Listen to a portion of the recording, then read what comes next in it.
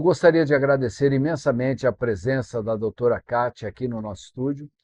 Falaremos sobre um tema muito importante, que é o autismo. E já para iniciar o programa, eu gostaria que você explicasse para o nosso telespectador o que é o transtorno do espectro autista.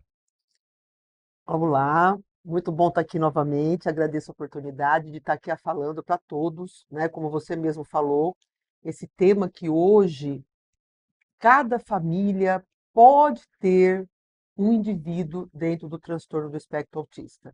A estatística atual, cada 36 crianças que nascem, uma pode ter autismo. Então, é um transtorno que pode acometer muitas pessoas e nós temos que estar atentos aos seus sinais iniciais. O autismo, tá? São indivíduos que têm como base principalmente a dificuldade na interação social, que se começa a perceber desde muito cedo. Muitos também apresentam o que a gente chama de comportamentos repetidos, restritos, que dentro do autismo a gente chama de estereotipia. Tem atraso de linguagem e muitos outros sinais que a gente vê dentro do transtorno. Uma coisa que é interessante a gente colocar aqui, quais são os sinais precoces que a família tem que estar atenta numa criança já bebê? A gente já pode ter sinais do transtorno do espectro autista em bebês. Então, o bebê que não olha, o bebê que não responde quando é chamado. Então, muitas vezes as famílias vêm nos procurar pelo atraso da linguagem, que isso acontece, que as famílias percebem em torno de 2 anos. Mas muito antes disso, a gente percebe esses sinais. Muitos bebês têm a chamada estereotipia, que são os movimentos restritos. Uns balançam muito as mãozinhas, uns balançam o tronco, mas o principal de tudo que a gente tem que observar, o bebê entre 9 meses e 1 aninho, ele já sociabiliza muito. Você fala com o seu bebê, ele sorri de volta. Você dá o bracinho, o bebê já vai até você, principalmente a mãe. Muitas crianças, muitos bebês dentro do transtorno do espectro autista não fazem isso. Não fazem o tchauzinho, não fazem o beijinho, eles não têm a interação social com o outro, ele não te acompanha na hora que você mostra um objeto. Então, a mãe já vem nos trazendo hoje esses sinais muito precoces. E isso é muito importante, porque a percepção desses sinais muito precoces é que muda a vida desses indivíduos. Você pode intervir de uma maneira precoce e muitas dificuldades são vencidas, são sanadas e o indivíduo pode ter uma vida muito mais autônoma. Sim. Olha, eu acho muito bacana que cada vez que você vem, Kátia, você traz uma informação diferente e a gente aprende um pouco mais. Antigamente, o diagnóstico do autismo era um diagnóstico feito lá pelos 6, 7 anos. Antes disso, ficava mais difícil fazer. Hoje, você está falando que em bebê já consegue se fazer esse diagnóstico e, mais do que fazer o diagnóstico, já iniciar um estímulo a essas crianças para que eles desenvolvam e se tornem autônomos, né? Exatamente. O teste mais precoce que nós temos, no Brasil principalmente, que a gente aplica mais, é a partir dos 18 meses de idade, que é o CARS. Mas se a mãe vem me procurar, como já vieram, com um bebê de 6 meses, percebendo alguns sinais, e mais para frente realmente era um indivíduo autista, tá? A gente tem que prestar atenção. Nós, como pediatras, nós temos que ficar atentos aos marcos de desenvolvimento. Se o bebê não está apresentando os marcos do desenvolvimento, seja motor, seja linguagem, seja social, dentro do esperado para a faixa etária, a gente pode sim intervir e, na faixa etária correta, aplicar os testes que dão esse diagnóstico. Kátia, alguns telespectadores ficaram sabendo que nós iríamos falar sobre o autismo e já mandaram algumas perguntas aqui para a TV Prever. Então, gostaria até que você respondesse. Sim. Primeiro, qual é a causa do autismo? Tem caráter genético? O autismo tem cura? Tem relação com vacina? Tá, vamos lá. O autismo, ele é sim uma causa neurobiológica, genética, tá? E as causas os gatilhos para o autismo são múltiplos. Prematuridade. Então, hoje em dia, graças a essa modernidade das nossas UTIs, que são maravilhosas, os bebês extremamente prematuros, eles estão ficando bem.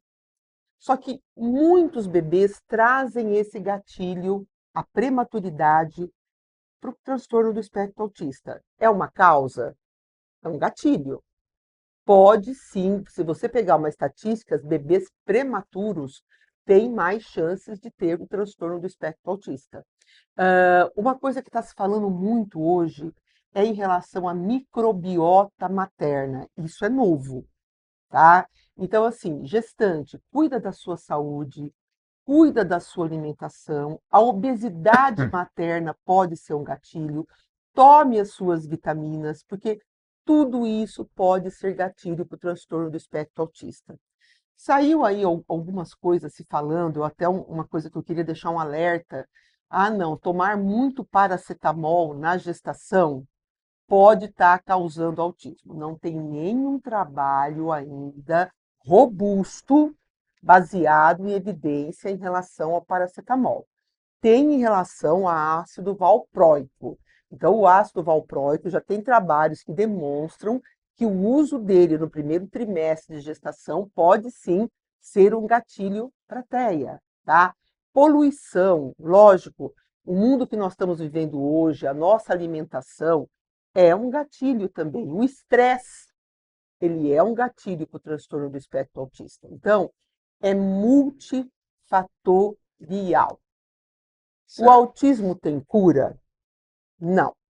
Se você teve o diagnóstico do transtorno do espectro autista, você não tem cura. O que você pode é, com muita intervenção, aquele indivíduo ser um suporte o que significa? Ele vai conseguir ter todas as demandas necessárias. O que fica muito no indivíduo chamado suporte 1? É a dificuldade na interação social, mas ele atinge toda a autonomia. Então, nós podemos sim, com intervenção precoce, quando essa criança começou com intervenção aí 1 ano e meio, 2 anos, com 5 anos, nós temos uma criança muito funcional. Ela vai ter algumas coisas do transtorno do espectro autista, mas ela vai ser muito funcional, mas não tem cura.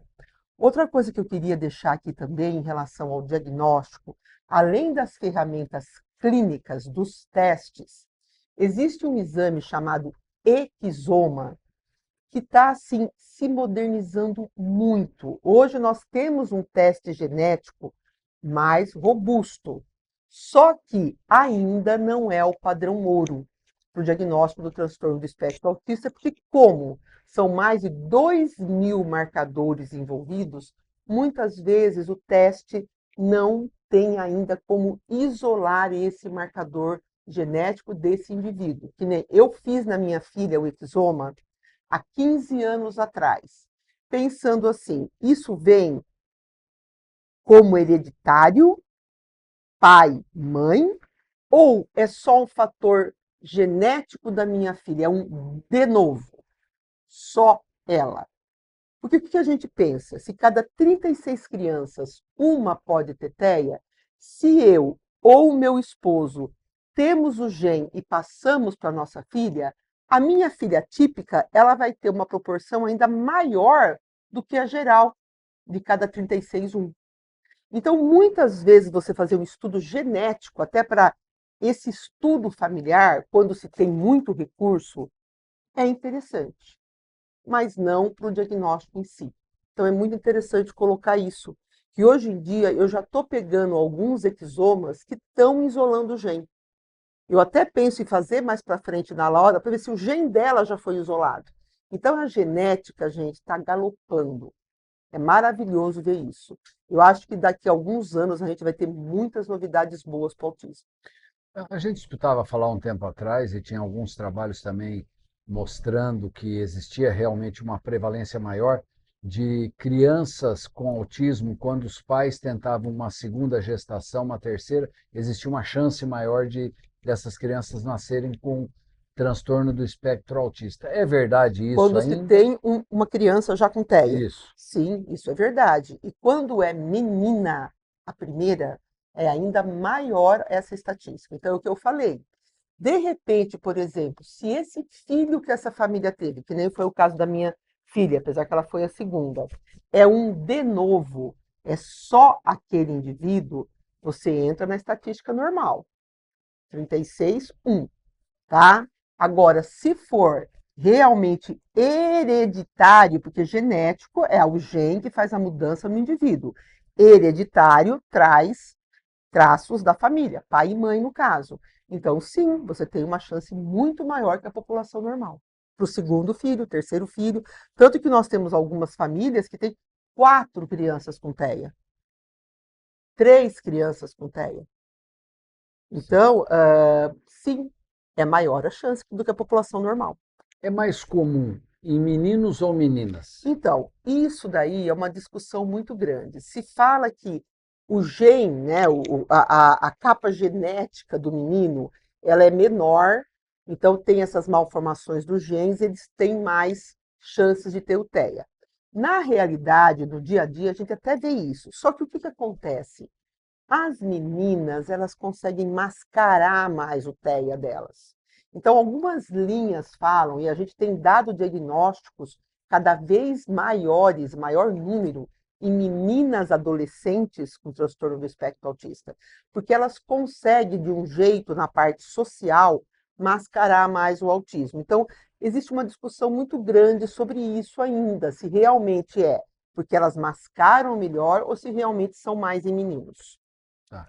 E tem também uma prevalência de crianças com transtorno do espectro autista ligado a TDAH, ligado a Tourette, e isso realmente é verdadeiro também. Sim, a gente tem que lembrar isso. O transtorno do espectro autista é um conjunto de sinais, tá? E pode trazer as comorbidades.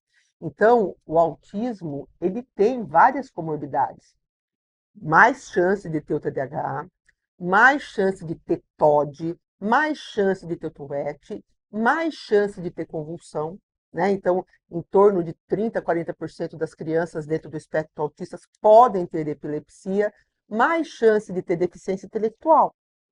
Então, assim, dentro desse espectro, nós temos ainda as comorbidades. E uma comorbidade que está me preocupando muito é nos nossos adolescentes e adultos, que é a depressão e o transtorno de ansiedade.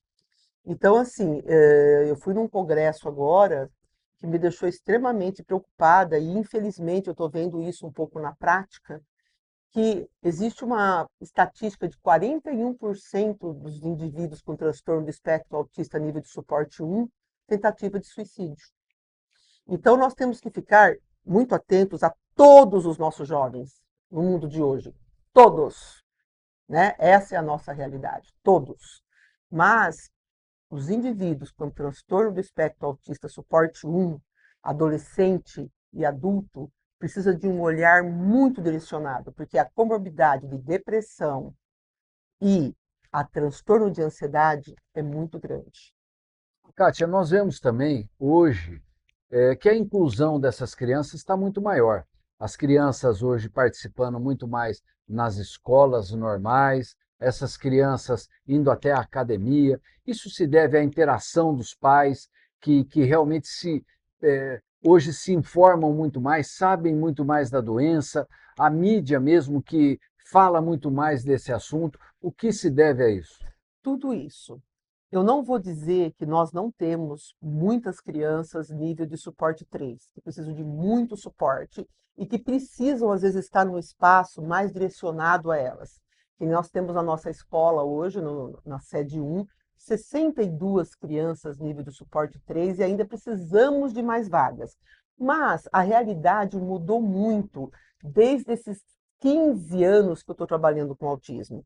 Hoje, o fato das famílias estarem mais informadas, a mídia informar melhor, as escolas, as intervenções começarem de uma forma mais precoce, essas crianças elas estão mais incluídas. E as escolas, todos os meios onde elas participam também estão um pouco mais preparadas para recebê-las. Hoje em dia nós temos o cordão, onde essa criança tendo o diagnóstico, ela consegue ser identificada. Então as mães falam assim, doutora, antes eu não levava os meus filhos num cinema, num shopping, porque ficava todo mundo olhando para mim, que o meu filho era birrento. Hoje existe como a pessoa se identificar. A pessoa vai olhar, não, esse menino ele é autista.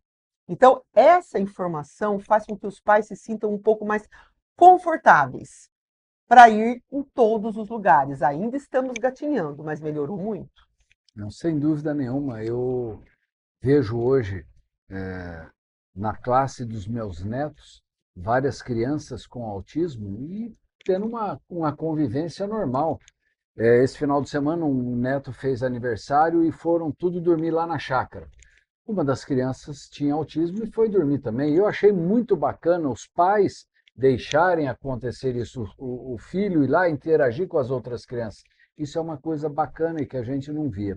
Nós vemos também, por um outro lado, uma preocupação muito grande na saúde, não só privada, mas na saúde pública. Hoje nós vemos lá dentro do CDU da Unimed um andar inteiro destinado às crianças com autismo.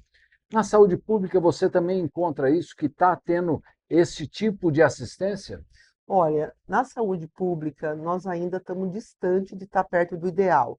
Se até mesmo nos convênios, mesmo com esse, né, tudo isso que está acontecendo na Unimed, um andar todo, tá, ainda falta vagas. É aquilo que a gente fala, são muitas crianças. Então, existe essa dificuldade muito grande. Tem crianças, por exemplo, que levam 2, 3 anos para conseguirem chegar para passar no especialista e muito mais para começar uma intervenção. Então, essa realidade a gente ainda vive, tá? O diagnóstico tardio por dificuldade de chegar no profissional que possa dar o diagnóstico e também começar a intervenção. Hoje nós estamos na sede 2, né? Com a intervenção, através de um convênio que a gente tem com a educação, tá? Nós estamos atendendo perto de 250 crianças, mas ainda é uma fila muito grande. Então, são muitos pacientes, muitos educandos precisando de ajuda. E ainda nós estamos longe de ser o ideal. Você falou da FAPAB, eu tenho um carinho especial porque sei o trabalho que a Kátia aí desenvolve à frente dessa entidade já há muitos anos. E você falou que tem 63 crianças assistidas na sede 1. E assim mesmo deve ter mais umas 60 para fora precisando. O que falta para colocar essas crianças para dentro, para elas terem essa assistência? Então, nós estamos assim, como sempre, né, gente? Muitas vezes a gente tem ajudas de redes privadas, né? Nós estamos aí muito otimistas, né? Que talvez a nossa sede o ano que vem saia e nós possamos dobrar o número de vagas. Então, assim, a gente precisa muito de ajuda do setor privado, né? Hoje mesmo eu estava em uma discussão com a minha equipe que para nós conseguirmos verbas de recursos estadual e federal, nós precisaríamos ter algumas tipificações, tipo SEBAS, né? Umas tipificações para você conseguir recurso. Só que para nós conseguirmos contratar um escritório que trabalha com isso e fazer do jeito que precisa para a tipificação, nós iríamos aumentar o nosso custeio em R$ 17.000. Então, assim, muitas vezes a entidade não consegue dar passos para frente porque ela não tem recurso para montar a estrutura até para conseguir uma tipificação.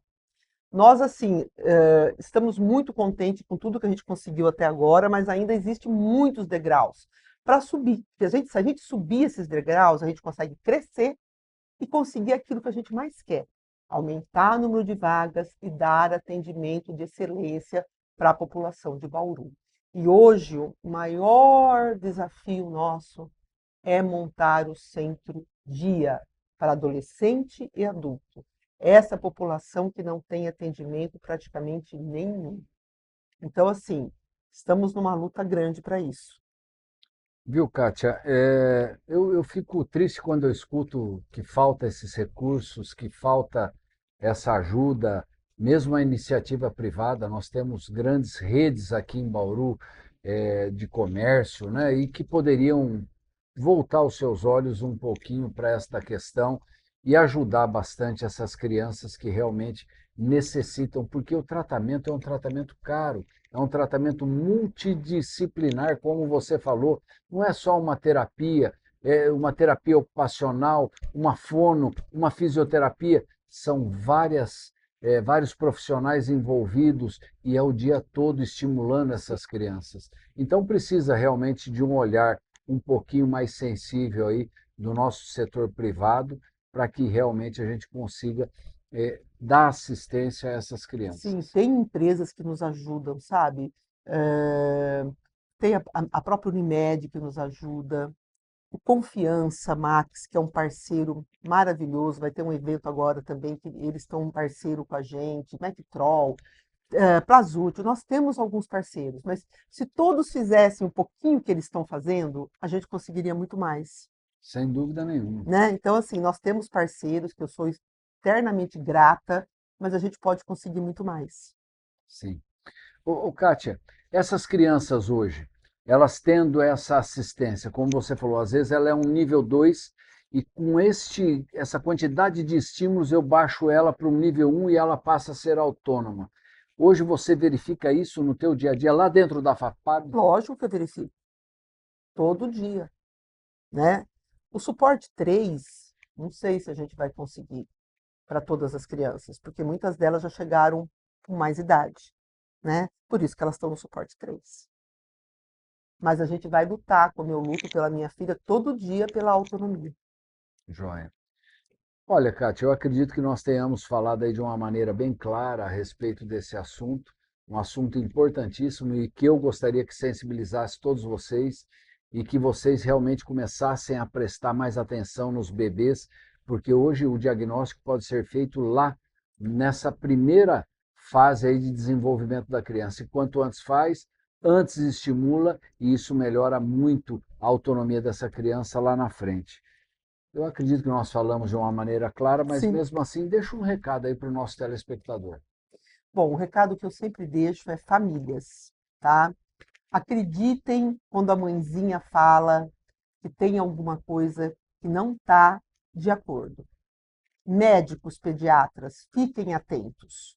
Não existe, cada um tem seu tempo. Nós somos especialistas em marcos de desenvolvimento. Então vamos ficar atentos nisso, para dar o suporte que as famílias precisam para essas crianças se desenvolverem de uma forma cada vez melhor e serem autônomas e felizes.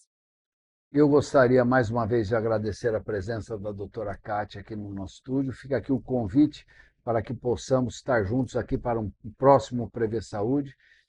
Fico muito grato a vocês que nos assistiram e faço agora o convite para que na semana que vem estejamos juntos aqui para mais um Prever Saúde. Tchau.